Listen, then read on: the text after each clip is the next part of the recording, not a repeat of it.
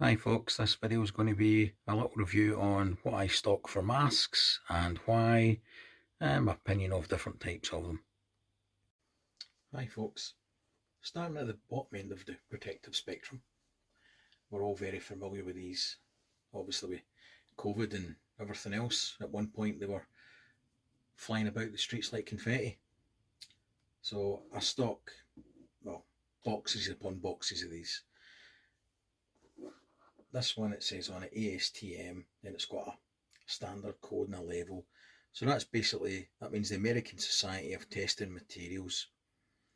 So what they're saying is, as a level 3 mask, they assess it on flammability, breathability, particulate filtration, bacterial filtration efficiency, fluid resistance, and then they give it a level 1, 2, or 3. Level 3, which is these ones, which indicates maximum barrier protection. And then on the chart, which I'll add into the video, it gives you fluid resistance, bacterial efficiency, filtration levels. So on a filtration level alone, it's saying it's 98% effective. All right. And the recommendation for this was essentially if you're at high risk of being exposed to COVID-19, or more importantly, if you've been infected by it, for example, then these are the masks that should be worn for cross-contamination. Well, my own opinion on that is something's better than nothing. As much as they annoyed us, it's certainly got its place in the toolbox. Only great with these would be, they're not exactly face fit, so they're at the bottom end of the protective spectrum, but they do fill a place in it. Hi folks, moving up the pecking order somewhat, we've got these masks made by 3M. Straight away, I prefer these. They're a lot more comfortable. You don't get as hot and stuffy wearing them. You've got a pinchable nose piece here. It's more conformal to the face, and it's comparable with an N95 mask in terms of protection. So in terms of filtration, on paper, it's similar to the paper disposable masks, but the face fit and everything else and the filtration levels for vapours and things is in an order of magnitude higher. Slightly more expensive, but a lot more robust, a lot more comfortable, and pinchable around the nose area to give you a better face fit. And you certainly do not get as hot and stuffy wearing these as you do with the horrible COVID era masks that we all know and love so well. And moving up the pecking order again, we have this half face mask. So this takes these canisters. The type of canister that you fit is largely dependent on the intended use in the atmosphere and the risk that you think you're going to be exposed to. You can get multi-purpose canisters that basically they cover a multitude of risks, gases, vapours and pathogens. And if you're ever looking at them, you'll see different colour codes on them as well. They'll have multiple bands indicating multiple applications and threats covered. This is a truly excellent mask. It's very comfortable, excellent face fit, obviously facial hair and everything else dependent. I'll talk about face fit a bit actually while we're looking at these. Face fit's important. If you ever do a lot with rescue rebreathers or working in confined spaces, rescue teams or anything, as part of your training you'll do a lot on BA, and you'll generally have a face fit test done to make sure that your mask, as part of your personal protective equipment, is a good face fit to you. You know how to ensure you've got a good seal. You know how to test if you've got a good seal, which is kind of strange the way the British Army's just announced that they're going to allow beards in the field now, which, yeah, that's kind of strange considering the way things are going in Europe at the moment and potential risks there. I would have thought you'd want to ensure a clean face fit at all times for your respirators, but hey ho, that's the way they're going. So yeah, excellent mask. box, little carry bag. Once you put your filter in, it's got the little pre-filter here, then that goes over the top. Nice as you like. Excellent mask. Okay, this mask, although it looks a lot more impressive than the half face mask that we had earlier, it's arguably a step backwards. So although it is a full face mask, and it's again similar to the other one, it's fully enclosed, this one. That's the main bonus to this. It's got a little one-way valves on it and etc.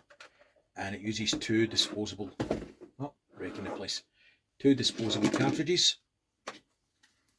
that you effectively put on the side and twist to lock in place. Now these cartridges are inside this sealed bag, so I'm not going to open them because it will destroy the integrity of the cartridges, and they're not that cheap, to be fair. You do get different cartridges for different environmental risks. However, the half face mask that was on prior to this one, there's a greater selection of cartridges available for that cover an order of magnitude of threats greater than this one can protect. So this is low risk vapors. I mean, there's a whole list on it which I'll attach onto the video as we pass through it. You'll see it on the screen. It's not as good in terms of protective qualities as the one previous. However, it does offer a full face protection that the other one didn't. So again, it's risk dependent, and it does cover most things. I've got to be honest, if you're in an environment that's a gas or a chemical threat, even the half face mask isn't going to do you a lot of good, because it'll be permeable through the skin membrane anyway, and unless you're used to an OD suit and the decontamination procedures that go along with it, chances are you'll get the chemical agent on yourself if you don't clean down properly anyway. So it's part of the toolbox. I think it's a good mid-level protective mask that will cover most of the threats that the prepper will potentially encounter, I should say.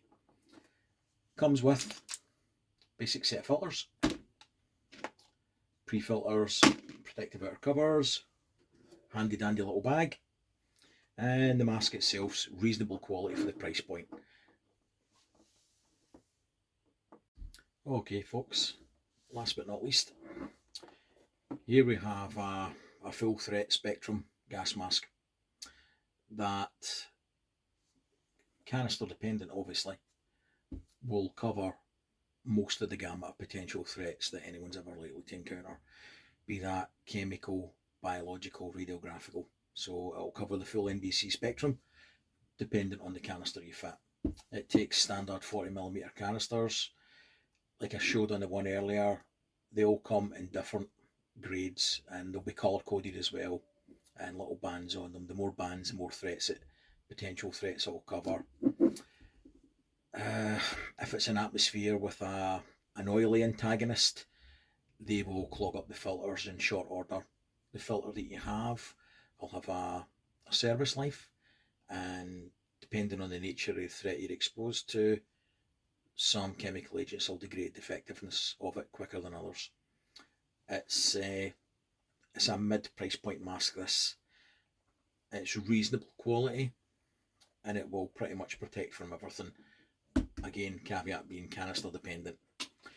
Canisters can be anything up to 50-60 quid for one that covers everything with active charcoal in it and different filtration elements. So yeah, it can get pretty pricey, and again, it's part of the toolbox and you've got to consider the threats and all your other preps that you're doing. So I'll pack this away and we'll have a kind of little overview and a talk about the masks and my kind of rationale behind what I keep, why.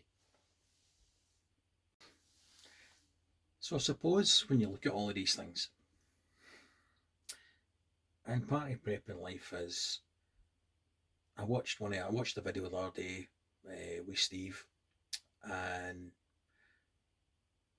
he made a good point with regards to panic, things that can cause panic, how we can overreact based on what's in the news, perceived threats. And when you're looking at your preps and you look around about your home or your shed or wherever you've got your things, you don't think of, oh, I've collected this, this, and this.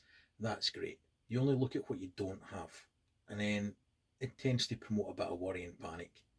That's not where we want to be. Try and look at it glass half full. And taking that into account, masks are the same. Up until a couple of years ago, nobody would have predicted a pandemic. And our wonderful government's advice was to paint a line in the ground because a potential virus will stop at 2 metres and then it drops off.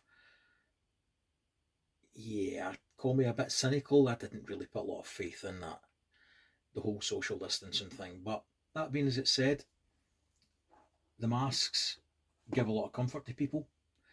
They have effectiveness as well, more so for transmission rather than prevention of catching it. Because a lot of people were wearing masks and they had poor personal hygiene with regard to replacement of the masks. Part of that could be to ignorance, lack of training, and lack of availability indeed of PPE.